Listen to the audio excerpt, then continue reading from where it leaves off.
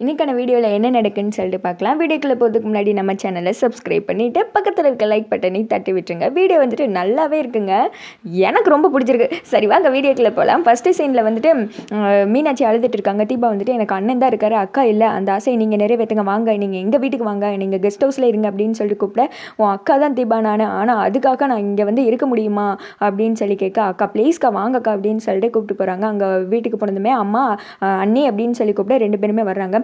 என்னாச்சு மீனாட்சி அழுதுட்டு நின்றுட்டு இருக்கா அப்படின்னு கேட்க, அக்கா வந்துட்டு கொஞ்ச நாளைக்கு இங்கே தான் இருப்பாங்க அப்படின்னு சொல்ல, எதுக்கு தீபா மூடி மறைக்கிறாங்க, நடந்த எல்லா விஷயத்தையும் சொல்லு, அவரை பற்றி இவங்களுக்கு தெரியட்டும், நான் வாழ்க்கையை அத்து விட்டுட்டு வந்திருக்கேன் அப்படின்னு சொல்ல, மைதிலி வந்துட்டு வேமா கழுத்தை பார்க்குறாங்க. தாலி எதுவும் இல்லை. என்ன மீனாட்சி கழுத்தில் தாலி இல்லை அப்படின்னு கேட்க, அவரோட வாழை வேணான்னு சொல்லிட்டு தான்க்கா தாலியை கழட்டி கொடுத்துட்டு வந்திருக்கேன் அப்படின்னு சொல்லிட்டு நடந்தது எல்லாத்தையும் சொல்கிறாங்க. தீபா கல்யாணம் பண்ணது, ரியா வீட்டுக்கு கூப்பிட்டு வந்தது, மீனாட்சி வந்துட்டு தாலியெல்லாம் அத்து எரிஞ்சிட்டு வந்தது, இதெல்லாம் வந்துட்டு சொன்னதுமே மீனாட்சி அழாதம்மா அப்படின்னு சொல்லிட்டு ஜானகி வேமா கட்டி பிடிச்சிக்கிறாங்க. என்னால் இதை தாங்கிக்கிறவே முடியலம்மா அப்படின்னு சொல்லிட்டு மீனாட்சி ரொம்ப அழுகிறாங்க. இங்கே பாருமா, எந்த முடிவையும் அவசரத்தில் எடுக்கக்கூடாது, நீ நல்ல நிதானமாக இரு, கடவுள் உனக்கு வந்துட்டு நல்ல வாழ்க்கையை கொடுப்பாரு, நீ கவலைப்படாதம்மா அப்படின்னு சொல்ல, ஆமாம்மா சாரை வந்துட்டு அதை தான் சொல்லியிருக்காரு அப்படின்னு சொல்ல, ஜானகி சொல்கிறாங்க, மாப்பிள்ளை சொல்லியிருக்காருல, கண்டிப்பாக வந்துட்டு அந்த பொண்ணோட உண்மையான முகத்தை தெரியப்படுத்தி உன்னை வந்துட்டு நல்லபடியாக வாழ வைப்பாங்க, நீ எதை பற்றி நினைக்காதம்மா அப்படின்னு சொல்ல, இனிமேல் அவர் கூட சேர்ந்து நான் வாழவே மாட்டேன் அப்படின்னு சொல்லிட்டு மீனாட்சி சொல்கிறாங்க.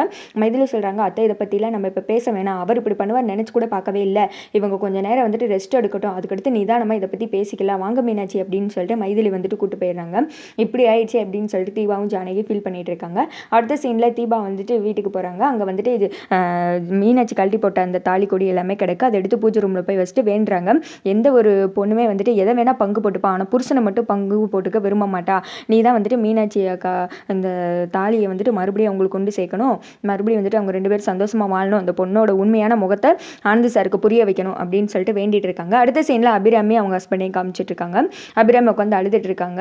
நீ அழாத நாச்சியார் அப்படின்னு சொல்ல, எப்படிங்க அழாமல் இருக்க முடியும், மான மரியாதை எல்லாத்தையும் குழி தோண்டி புதைச்சிட்டாங்க, ஊரில் எல்லாரும் சொல்லுவாங்க அபிராமி மாதிரி பிள்ளை வளர்க்கணும், அபிராமி மாதிரி குடும்பம் இருக்கணும், எப்பேற்பட்ட பிள்ளைங்கன்னு சொல்லுவாங்க, ஆனால் அது எல்லாத்தையும் ஒரு நொடியில் வந்துட்டு பாழாக்கிட்டாங்க, என்னை வந்துட்டு நாளைக்கு எல்லாரும் என்ன சொல்லுவாங்க, மூஞ்சி முன்னாடியே பேசுவாங்க, சி இவ்வளோ மாதிரி பிள்ளை வளர்க்கக்கூடாதுன்னு சொல்லுவாங்க, நம்மளை பற்றிலாம் யோசித்து கூட பார்க்கலைங்க, மீனாட்சி என்ன நம்பி வந்தாங்க, நான் வந்துட்டு இந்த வீட்டுக்கு அவளை கூப்பிட்டு வந்தேங்க, ரொம்ப நல்ல பொண்ணு, ஒரு எறும்பு கூட அவள் துரோகம் நினைக்க மாட்டான், அப்பேற்பட்ட பொண்ணை ஏமாத்த எப்படிங்க அவனுக்கு மனசு வந்துச்சு, நான் வந்துட்டு அவன் மேலே சந்தேகம் கூட எனக்கு வரலங்க, பெங்களூர் போகிறேன் அங்கே போகிறேன் இங்கே போகிறேன்னு போனப்போ கூட நான் கூட மீனாட்சிகிட்ட சொல்லியிருக்கேன், அவனை இழுத்து பிடிச்சி வை, இப்படியெல்லாம் விடாத, நான் வந்துட்டு எத்தனை தடவை சொல்லியிருக்கேங்க, ஆனால் அவள் அவ்வளோ நம்பினா, அவளுக்கு போய் இப்படி பண்ணிட்டாளே, சே என்னால் நினைக்கவே முடியல, நாளைக்கு என்ன சொல்லுவாங்க, என்ன அபிராமி எவ்வளோ வந்துட்டு ஒரு பொண்டாட்டியை வந்துட்டு உன் பையன் கூட்டு வந்துட்டானே சொல்ல மாட்டாங்களா, எனக்கு ரொம்ப கஷ்டமாக இருக்குது அப்படின்னு சொல்லிட்டு அழுக, பூஞ்சோலை மாதிரி இருந்துச்சு குடும்பத்தில், சே இப்படி வந்துட்டு புயல் மாதிரி வந்துட்டு போயிட்டாளே, அது ரியாவா ரயாவா அப்படின்னு சொல்லிட்டு கார்த்தியோட அப்பா சொல்ல, அவளை எங்கே குத்தம் சொல்கிறீங்க, நம்ம பையனை சொல்லணும்,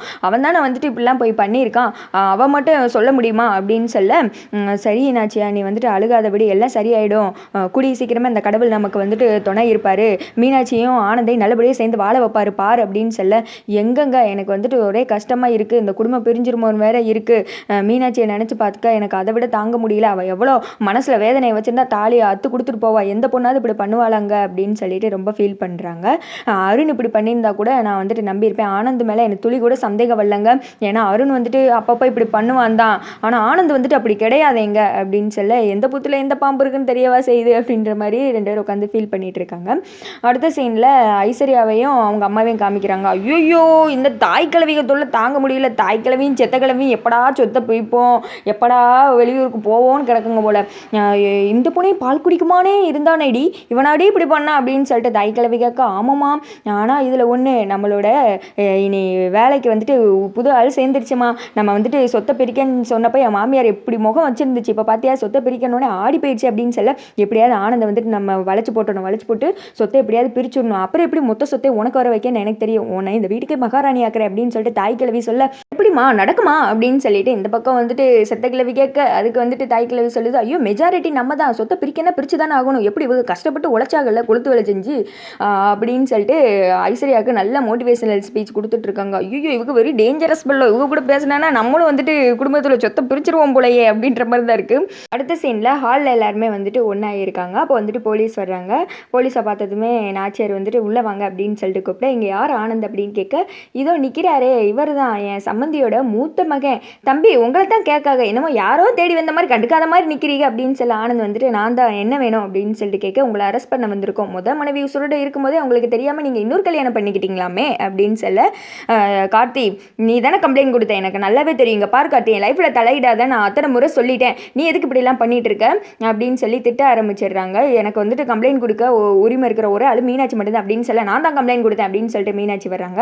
வந்ததுமே அதான் இவங்க தான் கம்ப்ளைண்ட் கொடுத்தாங்கன்னு தெரிஞ்சில அப்படின்னு சொல்லிட்டு ஆனந்த் பிடிச்சி இழுத்துட்டு போகிறாங்க. இவரெல்லாம் உள்ளே போடுங்க, கம்பி என்னத்தான் அறி வரும் அப்படின்னு சொல்ல, கம்ப்ளைண்ட் கொடுத்து என்னை உள்ள தள்ளிட்டேல, இரு உன்னை பார்த்துக்கிறேன் அப்படின்னு சொல்லிட்டு இந்த பக்கம் வந்துட்டு ரியாவை பார்த்து நீ பத்திரமா இரு அப்படின்னு சொல்ல, மேடம் என்ன அரெஸ்ட் பண்ணுங்க மேடம், நான் தான் தப்புனேன், அவரை விட்டுருங்க அப்படின்னு சொல்ல, உன்னே ஏமாத்தி கல்யாணம் பண்ணிட்டார், வேணா ஒரு கம்ப்ளைண்ட் கொடுமா, இவரை வந்துட்டு உள்ள வச்சிடலாம் அப்படின்னு சொல்ல, மேடம் ப்ளீஸ் மேடம் அவரை விட்டுருங்க மேடம், நான் தான் மேடம் கல்யாணம் பண்ண சொன்னேன், என்ன வேணா அரெஸ்ட் பண்ணுங்க அப்படின்னு சொல்ல, விடு ரியா எனக்கு எப்படி வேணும்னு தெரியும், நான் பார்த்துக்கிறேன் அப்படின்னு சொல்லிட்டு ஆனந்த் வந்துட்டு வெளியில் போயிட போலீஸ் கூட போயிடுறாங்க. ரியா வந்துட்டு அதான் தாலியை கழட்டி போட்டு போயிட்டீங்கல்ல, அப்புறம் எதுக்கு வந்து கம்ப்ளைண்ட் கொடுத்தீங்க அப்படின்னு சொல்லிட்டு மீனாட்சி கிட்ட சத்தம் போட ஆரம்பிச்சிட, அப்படி தான் கம்ப்ளைண்ட் கொடுப்பேன் அப்படின்ற மாதிரி மீனாட்சி வந்துட்டு சொல்கிறாங்க. வேமா தீபா வராங்க, அக்கா இவகிட்டெல்லாம் பேசி உங்களோட தகுதி தராதாரத்தை குறைச்சிக்கிறாதீங்க அப்படின்னு சொல்ல, சுற்றி இருக்கவங்க எல்லாருமே வந்துட்டு ரியாவை கோமா பார்க்குறாங்க.